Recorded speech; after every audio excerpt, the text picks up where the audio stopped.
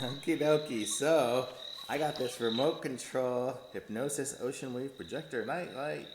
And here's the user manual for it. You can see in English, and it's pretty easy to understand. I figured it out pretty simply because basically you plug it in, turn on the switch on the bottom. There's a little on-off switch. Don't forget that. Plug it in the back, and then you've got the buttons on the front to turn it on, or it comes with a nice little remote as well.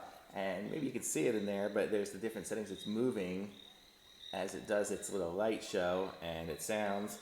And on the remote, you can change it. You can speed it up or pause it or skip it. And it's got the receiver right there. So, and pretty cool. Let me see if I change. Probably not going to see anything really much on here, but it is changing a little bit on the light setting as I do different things. And you can see I can increase the volume. Ends up really loud. And you can also plug in an external speaker to make it go to. And so there's a different sound. These are really loud. Oh, get some ocean waves. Pretty cool. And there's just different colors.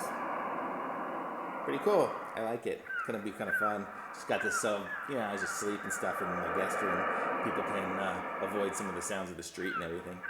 It'll be pretty nice.